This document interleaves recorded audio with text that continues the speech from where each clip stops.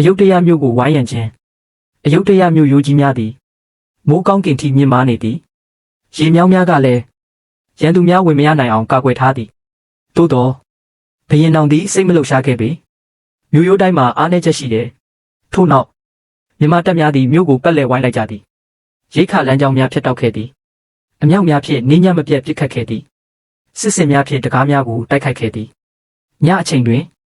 မီးလောင်နေသောစစ်စခန်းများ၏အလင်းရောင်ကကောင်းကင်တစ်ခုလုံးကိုနေရဲစေခဲ့သည်ကြောက်ရွံ့မှုနှင့်မီးတောက်များလမ်းများကျလာသည်နှင့်အမျှအယုဒ္ဓယမြို့ထဲတွင်စိုးရိမ်မှုများတိုးလာခဲ့သည်အစားအစာများနှဲပါလာသည်စစ်သည်များပင်ပန်းလာသည်ပြည်သူများသည်ဖျားเจ้าများတွင်ဆူတောင်းနေကြသည်ညတိုင်းမြို့ရိုးအပြင်ဘက်မှကြားရသောစစ်တောင်းတံများသည်တေမင်း၏ခေါ်တံကဲ့သို့ဖြစ်လာခဲ့သည်အယုဒ္ဓယကျဆုံးသည့်နေ့1569ခုနှစ်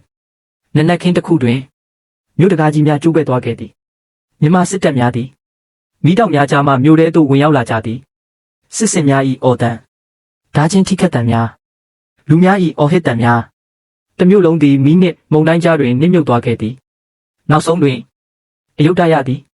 ဘုရင်တော်၏လက်အောက်သို့ကျရောက်သွားခဲ့သည်အောင်နိုင်သူ၏တိတ်ဆိတ်မှုတိုက်ပွဲပြီးဆုံးသွားသောအခါဘုရင်တော်သည်မြို့ရိုးပေါ်တွင်တိတ်ဆိတ်စွာရပ်နေခဲ့သည်မိခိုးများကကောင်းကင်ထဲသို့တက်နေသည်အောင်နိုင်သူ၏အလံတော်များလေထဲတွင်လွင့်နေသည်ထိုနေ့တွင်တောင်ငူအင်ပါယာသည်အရှိတောင်အာရှ၏အကြီးဆုံးအင်ပါယာဖြစ်လာခဲ့သည်သို့သောအောင်နိုင်မှုကြီးတိုင်း၏နောက်ွယ်တွင်မျက်ရည်များမီးတောက်များနှင့်ဆုံးရှုံးမှုများရှိနေတတ်သည်တမိုင်းထဲတွင်ကြံ့ရစ်ခဲ့သောအမည်ယနေ့အချိန်တွင်ဘုရင်တော်အမည်သည်မြမရာဇဝင်တွင်အကြီးကျယ်ဆုံးစစ်ဘုရင်တစ်ပါးအဖြစ်ကျန်ရှိနေစေဖြစ်သည်အယုဒ္ဓယ၏အပျက်စီးများကလည်းတစ်ချိန်ကကဘာကိုတုန်လှုပ်စေခဲ့သောစစ်မုန်တိုင်းကြီး၏အမတ်တရအဖြစ်ယနေ့တိုင်တိတ်ဆိတ်စွာရပ်တည်နေစေဖြစ်သည်